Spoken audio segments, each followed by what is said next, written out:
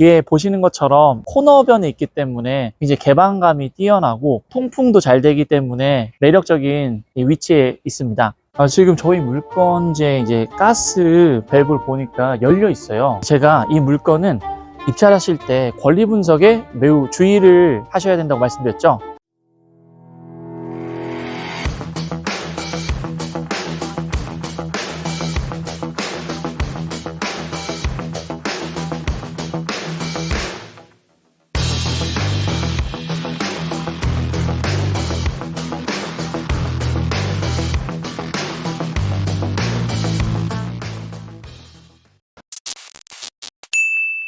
입지와 경매를 쉽게 알려드리는 행꿈사의 경매 전문 강사 윌쌤입니다. 네, 저는 지금 서울 동부지방법원 바로 앞에 와 있습니다. 오늘 입찰하러 왔냐고요? 입찰은 아니고 여기 근처에 괜찮은 경매 물건도 있고 문정동의 입지 특징을 제가 쉽게 알려드리려고 찾아왔습니다. 무엇보다 가치가 괜찮은 빌라 물건이 경매로 나왔는데 입찰하실 때 매우 주의해야 할 사항이 있어서 제가 직접 알려드리고자 합니다. 여기 옆에 문정역이기 때문에 한번 주변을 먼저 둘러보고 경매 물건지까지 가보겠습니다. 그럼 함께 가보실까요? 여기 지도를 보시면 송파대로를 기준으로 해서 서쪽은 법조타운이 자리 잡고 있고요. 건너편 동쪽은 주거지역입니다. 원래 주상권은 그 주거지역 근처의 아파트에 있었는데요. 이 법조타운이 한 2016년 전후로 완성이 되면서 이 상권도 이쪽으로 다 넘어온 상황입니다. 마침 제 옆을 보시면 이 테라타워라는 굉장히 대규모의 지식산업센터가 있고요. 저쪽으로 좀 건너다 보면 지산의 절대 강자인 SKV1 등 이 지식산업센터의 천국이 또 문정역 인근이기도 합니다. 문정역 인근은 오피스텔이 굉장히 많은데요. 직장인들이 선호한 이유가 있습니다. 이렇게 가까운 곳에 공원도 있고요. 무엇보다 역세권 근처니까 강남 접근성도 좋습니다. 주변에 자기 개발할 수 있는 PT, 필라테스, 각종 시설들이 잘 돼 있어요. 그래서 여기에 많은 젊은 분들이 사시는 것 같습니다. 네, 문정동에서 랜드마크라고 할 수 있는 가장 신축 아파트가 바로 제 뒤에 보이는 파크 하비오 푸르지오 아파트입니다. 현재 이곳은 2016년도에 준공된 999세대 대단지 주거복합 아파트입니다. 평형은 34평부터 61평 펜트하우스층까지 다양한 평형으로 구성되어 있고요. 30평대 최근 실거래가가 주로 15억대에서 16억대 형성되어 있습니다. 그리고 방금 제가 주거복합이라고 했는데요. 이 주상복합과 주거복합의 차이점 궁금하시죠? 먼저 주상복합은 준주거지역과 일반 상업지역 모두에 건설이 가능합니다. 반면에 주거복합은요, 일반 상업지역에만 건설이 가능합니다. 또한 파크하비오 뒤에 보시면 오피스텔 건물이 또 별도로 있습니다. 이와 같이 주거복합 아파트는 오피스텔동도 같이 포함되어 있습니다. 이렇게 일반 상업지역에 건설이 가능하다 보니까 용적률이 매우 높아서 보시는 것처럼 매우 빽빽합니다. 파크하비오의 용적률은 무려 599%입니다. 그런데 이제 내부로 들어가시면은 겉에서 보는 것보다는 조금 동강 간격이 보이긴 해요. 네, 그러면 이 송파구 문정동의 입지 특징을 제가 쉽게 정리해 드리겠습니다. 문정동은 강남 3구에 속하는 송파구에 위치하며 강남구 수서동과 자곡동, 그리고 송파구 가락동과 장지동 중간에 자리 잡고 있습니다. 문정동의 평당 매매 시세는 약 4,200만 원으로 송파구의 평균 매매 시세인 약 5,700만 원보다는 낮은 시세를 형성하고 있는 지역입니다. 문정동의 인구는 약 6만 3천 명이고 세대수는 약 3만 2천 가구로 송파구에서 세 번째로 많은 인구와 세대수를 자랑합니다. 문정동의 20대 및 30대 비율이 37%나 될 만큼 젊은 층이 석촌동과 삼전동 다음으로 많이 거주하는 지역이네요. 그러면 본격적으로 문정동의 교통교육 상권 자연의 특징을 간단히 알려드리겠습니다. 먼저 교통부터 살펴보겠습니다.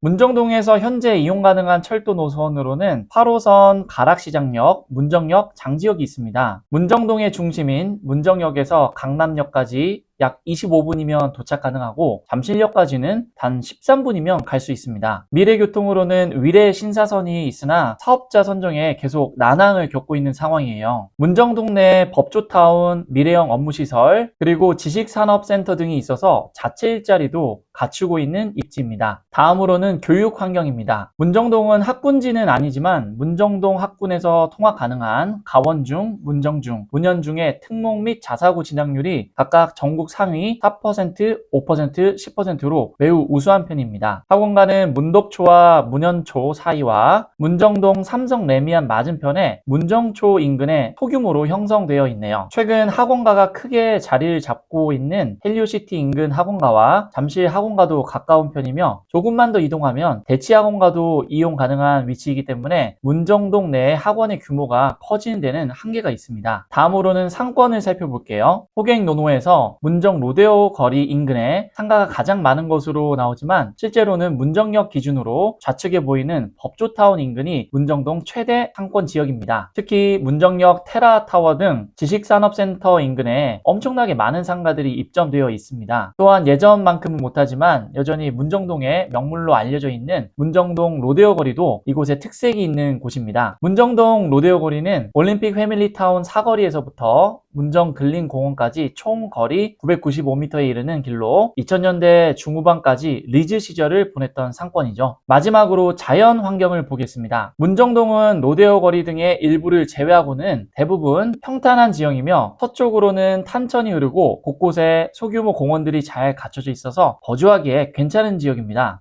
여기 문정역 오니까 비행기가 굉장히 많이 날아다니네요. 그래서 이 소음이 있는 게 조금 단점인 것 같습니다.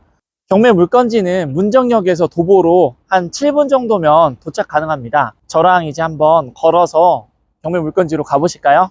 문정동의 지명 이유를 찾아보니까 조선시대 때 인조가 이 남한산성 인근까지 왔다가 목을 축이려 이곳에 왔다고 합니다. 근데 마침 이곳에 살고 계신 상당수분이 성이 문씨였대요. 그래서 이제 그 가문의 이름을 따서 문정동이라고 이렇게 지명이 유래되었다고 합니다. 그리고 지금까지도 일부 가문이 상당수의 부동산 자산을 갖고 있다라는 이런 썰이 있습니다. 여기는 문정 로데오 거리입니다. 서울에 사시는 분이라면 한 번쯤 들어보셨을 것 같은데요. 저도 이제 사회 초년생 시절 때 아주 오래전이긴 하지만 강남에서 여기까지 옷 사러 몇 번 왔었던 기억이 있는데요. 아시는 것처럼 지금은 예전만은 못해요. 그래도 여전히 주변에 좋은 상권과 인프라를 제공하고 있습니다. 지금 경매 물건지가 이 로데오 거리에 바로 붙어 있거든요. 그래서 이쪽으로 한번 가보시면 곧 경매 물건이 나올 것 같습니다. 저는 지금 경매 물건지 바로 앞에 와 있습니다. 뒤에 보시는 것처럼 코너변에 있기 때문에 이제 개방감이 뛰어나고 통풍도 잘 되기 때문에 매력적인 위치에 있습니다. 제2종 일반 주거지역에 위치하고 지상 5층 그리고 경매 물건은 3층에 위치합니다. 각 층마다 3가구씩 배치가 되어 있고 총 11가구가 거주할 수 있는 건물입니다. 현재 1층은 필로티 구조로 주차장으로 사용하고 있습니다. 지금 육안으로 봤을 때는 각 세대마다 주차를 한 대씩 할 수 있게끔 되어 있기 때문에 주차 상태는 양호한 것 같습니다. 현재 저희 경매 물건의 우편함을 보니까 깨끗한 상태입니다. 지금 허그 임차권 물건이기 때문에 아마 점유하고 계신 분이 안 계실 것 같지만 우편함 볼 때는 거주 중일 수도 있습니다. 그래서 그 부분은 여러분들이 한번 직접 확인해 보시면 좋을 것 같습니다. 지금 저희 물건지에 이제 가스 밸브를 보니까 열려 있어요. 누군가 거주하실 수도 있다는 거 이거 꼭 참고하시기 바랍니다. 외관 상태도 좋고 관리도 잘 되고 있는 것 같은데요. 한 가지 단점이 있습니다. 지금 엘리베이터가 없는 물건이에요. 저희 물건은 3층이다 보니까 그래도 괜찮지만 더 위층에서 하는 분들은 좀 올라가실 때 힘드실 것 같습니다. 그래서 이 점 입찰 전에 꼭 확인하시기 바랍니다. 네, 제가 이 물건은 입찰하실 때 권리 분석에 매우 주의를 하셔야 된다고 말씀드렸죠. 그래서 권리 분석 도와드리겠습니다.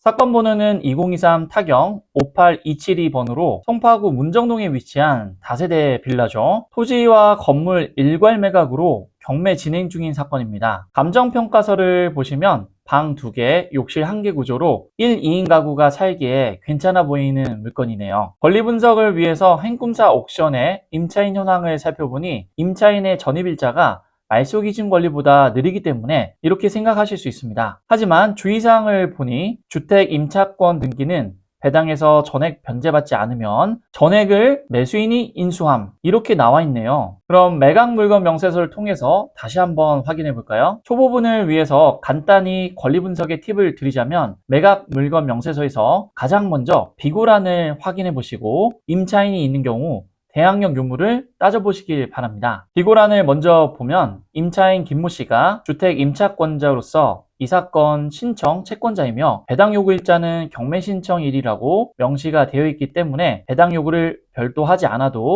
배당 요구한 것으로 간주가 됩니다. 더 중요한 내용이 밑에 있는데요. 방금 전에 확인한 바와 동일하게 주택 임차권 등기는 배당에서 전액 변제받지 않으면 전액을 매수인이 인수함 이렇게 정확히 명시가 되어 있습니다. 따라서 말 그대로 경매로 매각된 금액에서 임차인의 미배당된 보증금이 있을 경우 낙찰자가 인수해야 하는 것인데요. 경매를 공부하신 분이라면 위에 최선순위 설정과 임차인의 전입일자를 비교했을 때 분명히 임차인의 대항력이 없는데 왜 임차인의 미배당 보증금이 있을 경우 인수해야 하는지 궁금해하실 겁니다. 등기부를 열람해보니 본 물건의 소유자는 총 3명이네요. 하지만 말소기준 권리가 된 가압류는 소유자 중에서 유모 씨의 지분에만 설정된 권리입니다. 공유자의 보증금 반환 채무의 성질에 대한 대법원 판례가 있어서 살펴볼게요. 건물의 공유자가 공동으로 건물을 임대하고 보증금을 수령한 경우 보증금 반환 채무의 성질, 불가분 채무라고 판시사항에 기재되어 있습니다. 바꿔 말하면 임차인의 보증금은 불가분 채권입니다. 따라서 임차인 김모 씨는 유모 씨 지분에 대해서는 대항력이 없지만 임차인의 보증금은 불가분 채권이므로 나머지 지분에 대해서는 대항력이 있습니다.